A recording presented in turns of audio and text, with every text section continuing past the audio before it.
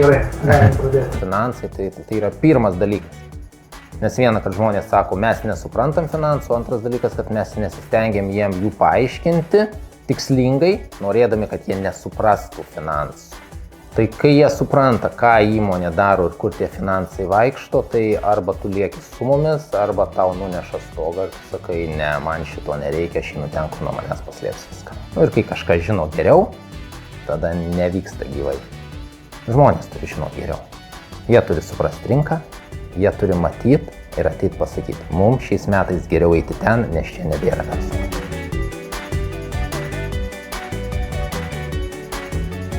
Kas tau leidžia eksperimentuoti ir kaip tu radai įmonę ar įmonių grupę, kuri tau leidžia tą daryti, ar kur tu radai, kiek laiko truko? Laiko truko tai turbūt 18 metų, jeigu taip žiūrint, bet rimtai, kai pradėjau ieškoti tokių įmonių, tai gal nuo paskutiniai 6 metai, ne, kai jau turėjau tikslą, ką susirast noriu ir kokią įmonę noriu susirast. Čia atėjus irgi tikrai niekas neleido iš pradžių eksperimentuoti, bet terpė buvo ta gera, kad niekas nesistengė parodyti kaip. Tiksliau, davė įmonę, sako, čia arčiausias būdas, ne šalia savo verslo, ne kažkas panašaus, tik tai yra valdyba, mes tau duodam verslą. Ir valdyk. Ir nei vienas iš tuo metu esančių nei valdybos narių neturėjo gero supratimo apie tą verslą, užtat jie norėjo tiesiog, kad jisai veikstų. Sako, daryk, ką nori. Svarbu, kad veiktų. Kaip neši valdymo pokytį į kitus? Tu pats supranti, kad tu nepakeisi, kiti eina savo ritmu. Kaip tu neši pokytį, kas tau padeda? Stengiuosi susirasti bent jau 1-2 tuos, kurie tikėtų ir matytų panašiai, jeigu kalbant apie žmonės, ne? O visa kita tik tai pavyzdžiai.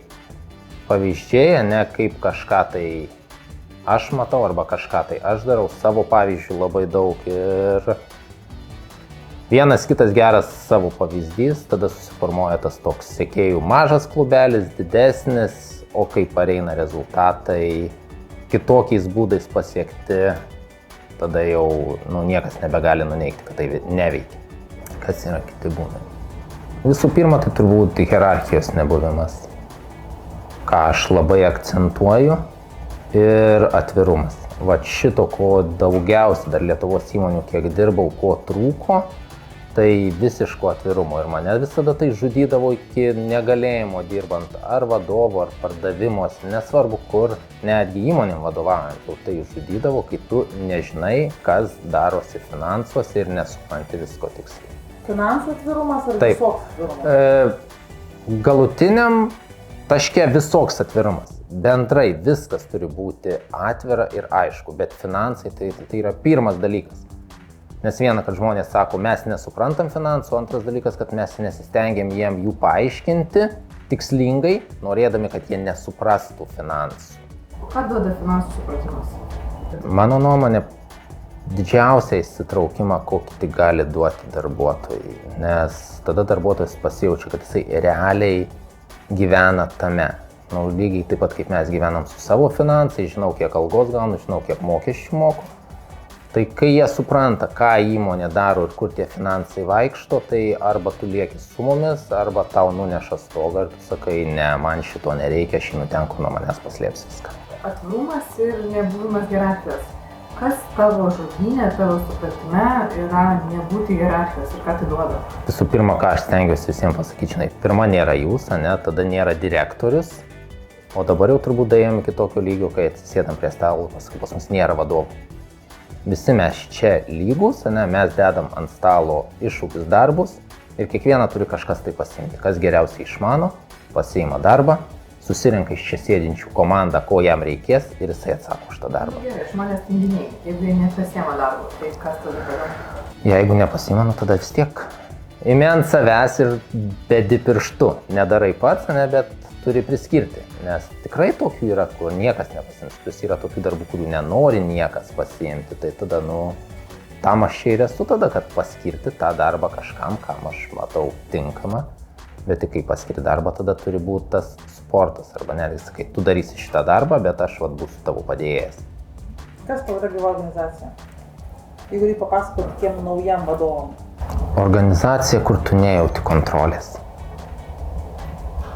kur tu neturi atsižymėti atėjęs į darbą, ne, kur tavęs nevertina tik tai pagal tai, kiek tu laiko prasidėjai, ne, arba kiek tu pinigų uždirbai. Ten, kur lygiai vertinam tiek pardavėjus, tiek asistentus, tiek apskaitos darbuotojus, kur žmonės realiai gali patys pasakyti, ne, ką aš šiais metais padarysiu, dėl to susitarti, padaryti ir gauti už tai įvertinimą.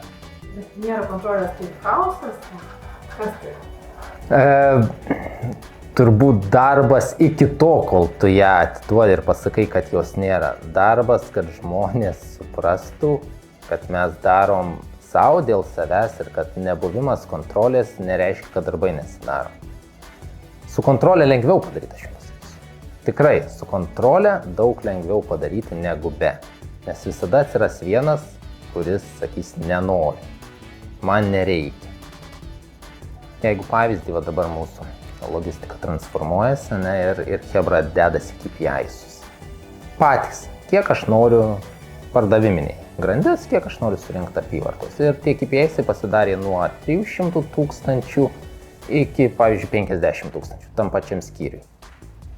Tai, turbūt pabuvo savaitę. Ir tie žmonės, kurie užsidėjo savo rimtus tikslus, ne, jau eina ir tuos kitus sako, o kodėl tu? Aš matau, kad tu sėdi. Tai gal tu dėk didesnį tikslą ir varom kartu.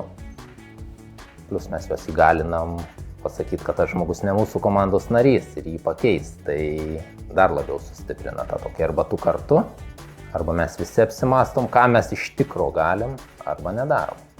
Sakai, kad gyva organizacija, kai nėra kontrolės, su kontrolė valdyti yra lengviau. Kai nėra kontrolės, tarsi žmonės patys vienas kitą pradeda judinti. Taip, jie tiesiog žiūri bendro tikslo, ne, kai tu juos įgalini ir leidi jiem spręsti, koks tas mūsų tikslas, kai jisai ateina nuo apačios, visi čia, žinom, tų labai fainų ir paveiksliukų ir pasakymų, žinai, leiskit iškelti tikslą, bet kiek iš tikrųjų leidžia.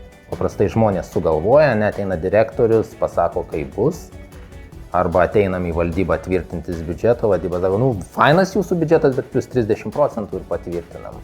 Ir tada kaip jaustis tam žmogui, kuris grįžta į komandą, sako, taip, patvirtino biudžetą, bet plus 30%. Tai nuo apačioje tada gaunasi, tai kodėl mes iš viso skaičiavom, jeigu jūs geriau žinot. Ir kai kažkas žino geriau, tada nevyksta gyvai. Žmonės turi žinot geriau. Jie turi suprasti rinką, jie turi matyti ir ateit pasakyti, mums šiais metais geriau eiti ten, nes čia nebėra verslo. Kodėl tau tai yra svarbu? Nes skamba tai kaip, kol įgalini žmonės, sudėtingai. Jausmas. Kaip tu jautiesi dienos gale? Ne? Ar aš jaučiuosi gerai, nes žmonės iš tikrųjų tikė, ne, nes žmonės iš tikrųjų gerai jaučiasi, ne? Ar aš jaučiuosi gerai, nes žmonės nueis paars, ne, ir man uždirbs krūvą batų. Ne, koks mūsų tikslas tame? Mano tikslas, ne, yra jaust, kad chebra dirba iš noro dirbti, o ne iš prievolės. Tai vat, kai tą pasiekė, ne tada savo gauni rewardą kažkokį. Visada sakai, kad mes nerašai, kas tau, kad jie gerai jaučiasi, arba tu gerai jautiesi? Praktika, mano grinai praktiškai išbandyti metodai parodo, kad kai jie gerai jaučiasi, jie dirba ir uždirba daug daugiau. Pinigai yra rezultatas ir mes visi sakom, žinai, to paskutinė eilutė, kas metų gale gavosi. Tai va, ta paskutinė eilutė yra rezultatas to, kaip tu darai. Mes ne dėl pinigų dirbam, tai jie ateis. Mes dirbam dėl to, kaip vadovai, dirbam dėl to, kad chebra dirbtų. Kai jie dirba laimingai, ta paskutinė eilutė mus priverčia jaustis laimingai. Čia, aktyviška nauda. Taip. Tuo metu taip. Kokios vidinės transformacijos tavo per tuos metus einant šiuo keliu? Didžiausias turbūt dalykas, ne, tai paleist tą nuolatinį norą ir tą vidaus balsą, kuris sako, kad tu žinai ir tu moki geriau. Ir užčiaupti jį. Ir tiesiog kartais sėdėti ir tylėti. Matyt, galbūt kaip chebra šneka, ką tu jau prabandėjai ir kas tikrai nesuveiks. Kaip lipa ant grėblio trečią kartą, ir neatsistoti, ir neimti, ir nedakalt to vinies, kaip jisai turėtų būti dakaltas. Tai čia vat vidinė didžiausias iššūkis. Ir kovoju nuolat ir niekada dar nesiseka sukovoti ir turbūt nesiseks. Žinai. Ir būna leidi ir kai pamatai, kad 3 kartus grėblys į veidą davė, patrauki tą grėblį, padarai, žinai, paglostai ir sakai, dabar reikia iš naujo. Bet, tas yra. Jeigu dar praplečiant, tai pasitikėjimas, kaip pasitikėti žmonėm ir kaip tikėti, kad jie tikrai padarys taip, kaip tu nori, kaip tu matai, arba kaip pats galėtum. Jie realiai net negali padaryti, kaip tu padarytum, nes jie viską kitaip mato ir kitaip daro. Bet tas, kiek leisti savo priimti, kitaip padarytą ir kitaip gautą rezultatą, negu tu norėjai. Aš girdim iš vadovų, kad žinai, viskas fainai, bet pas mus žmonės nesubrendę, dar tokie, nepažengę. Kaip jūs sekasi paleisti, visus turbūt žmonės nepažengę? Jeigu po teisybė, tai nesiseka, negaliu tam tikrų dalykų paleisti, arba vakare atsisėdęs vis dar galvoju, kad nepaleidau dar šito. Bet turbūt susirandu tuos, kuriem bent jau po biškį galėčiau atiduoti ir patikėti. Dirbi tada su jais, mokai juos iš pradžių savo metodų, paskui jau pradedi iš jų mokintis, matydamas. Ir kuo daugiau tų tokių day-to-day, kurie yra paprasti dalykai, atiduoti. Kuo daugiau atiduodi ir jais nebesirūpini, tuo lengviau darosi su laiku. Kaip tu su savim dirbi? Mokymasis, įvairūs kursai. Tai yra paprastai lengvai prieinami, bet į juos, jeigu skiri laiko, tai tikrai gali daug šiais laikais susirinkti informacijos. Laikas savo.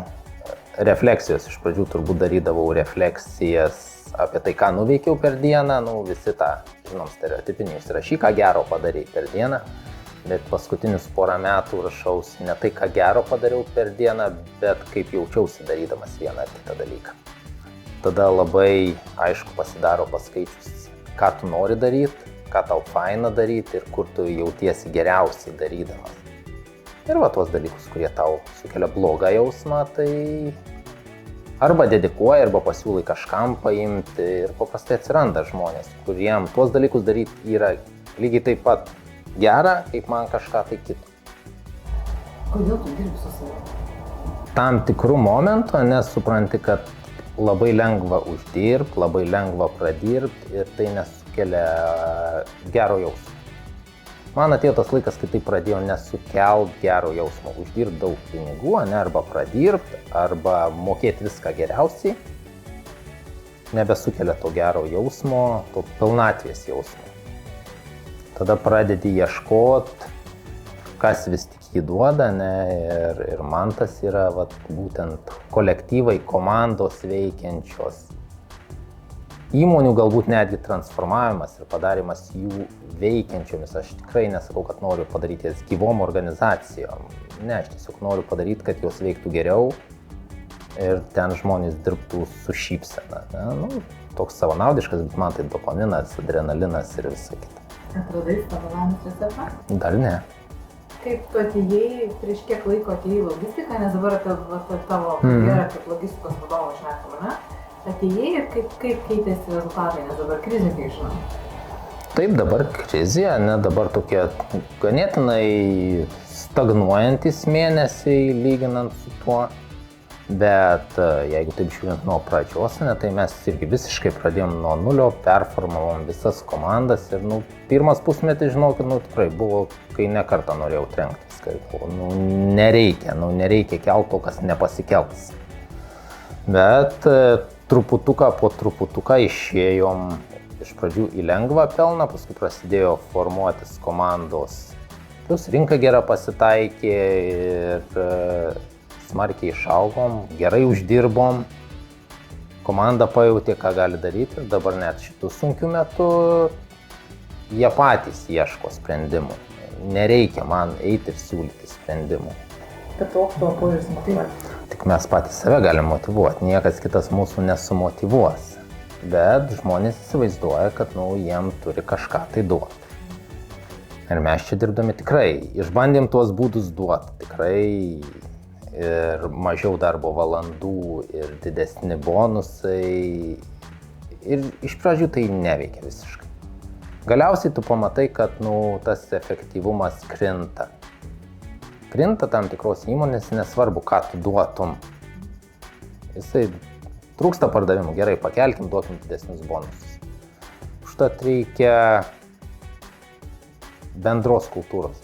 Bendra kultūra ir tas jausmas, kai chebra ateina ne tik tai dėl savęs, bet ir dėl kitų. Tada juos laiko ir kai jie nenori prarasti to tokio kultūrinio aspekto, nes man atrodo dabar mes tą tokį turim apskritai pasaulinį susvetimėjimą, o mes kaip žmonės vis tiek tokie bendruomeniniai gyvūnai, mes būrėmės į tas komandas ir nors mes ir individualistai, mes sakom, kad mums nereikia, bet mums reikia būti kartu su kitais. Tai kai mūsų sujungia kažkuris tai tikslas ir atsiranda chebra, kuri kasdien su tavim daro dėl to tikslo, mes nebenorim jos palikti. Ir viską darom, kad tik išlaikyti. Ir jeigu tas viskas yra uždirbti pinigus, tai mes ir uždirbam pinigus. Kažkokia žinutė, kur dar tu norėtum kitiem vadovam. Eksperimentuot. Grynai chebra, turit nuojautą, kad neveikia, reiškia neveikia. Turit nuojautą, kad daryt kitaip, bet nežinot kaip, ateikit chebra ir sakykit, chebra, darom kitaip, pasakykit kaip. Leiskit kitiem būti protingesniem. Tai nereiškia, kad eikit konsultantų ieškotis. Paprastai mes visi turim krūvas kvalifikuotų žmonių pas save, kurie supranta biznį, kurie domisi, kurie renka informaciją, leiskit jiem kalbėti. Užtruks laiko. Tikrai, išmokit žmonės kalbėti metų, pusantrų, bet kai jie pradės kalbėti, tai jūs tik klausykit.